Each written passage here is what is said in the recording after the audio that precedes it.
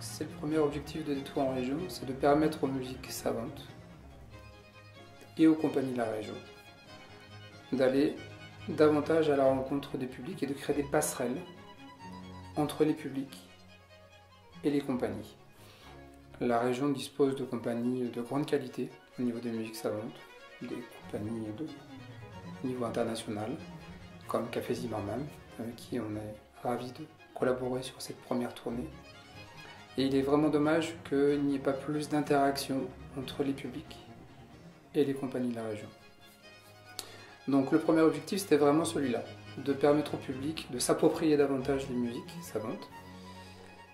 Deuxième objectif, de favoriser la diffusion des musiques savantes du territoire et de créer un lien donc, avec les programmateurs de la région.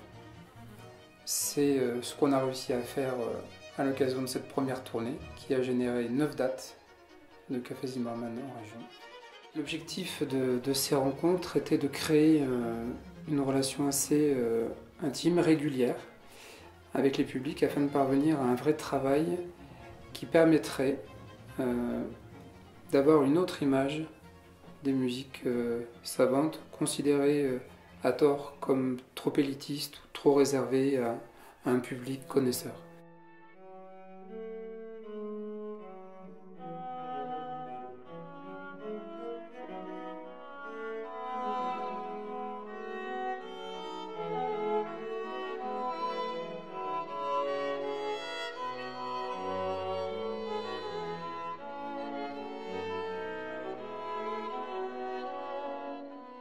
Donc on avait à cœur d'entreprendre un travail qui favorise l'implication du corps et non pas simplement d'une perception intellectuelle, pour justement casser cette image que cette musique-là serait plus intellectuelle qu'une autre.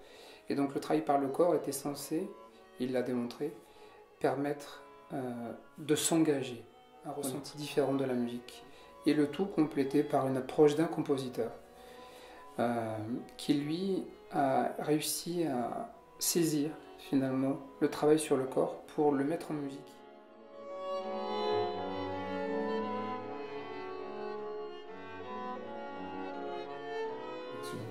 Moi, en trouvant des outils de pratique vocale, un peu dansés parfois, d'écoute et de parole aussi, qui sont des choses voilà, très concrètes, et Pablo Volo, en inscrivant dans le corps eh bien, des gestes, des manières de concevoir la structure des gestes et ensuite d'en faire une sorte de contrepoint, eh bien, qui permettent de passer vraiment par le corps. Alors là, on est vraiment dans une approche sensible, donc c'est donc des ateliers pour moi, ces rencontres.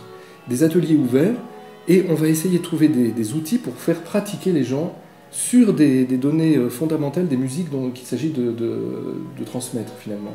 En l'occurrence, les musiques baroques, les musiques de l'époque dite baroque. Bon. C'est-à-dire celle d'un basse obstiné, un peu comme les pantoufles de madame qu'on entend comme ça au fond. Quelque chose de très... Par exemple, le thème de la Folia de Geminiani Corelli, qui est un thème qui a circulé dans toute l'Europe, eh bien, je le joue sur un clavier et je demande aux personnes de l'apprendre au fond, de l'apprendre, de le mémoriser et si possible de le chanter, de le fredonner.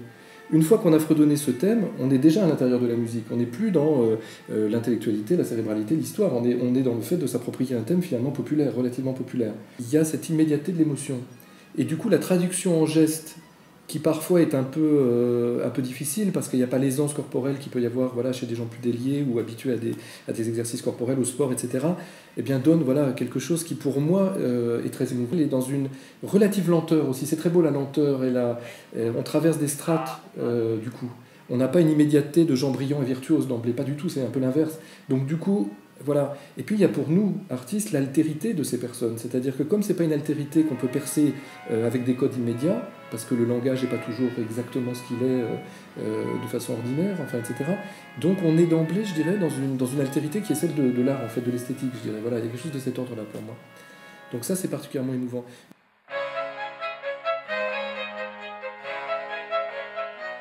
et je me dis j'aimerais continuer en fait, voilà, c'est ça qui se passe. D'ailleurs ça nous a été aussi envoyé par plusieurs personnes des ateliers, mais faudrait que ça continue quoi, voilà. Donc on a toujours un goût d'inachevé en réalité, on a un désir qui se poursuit,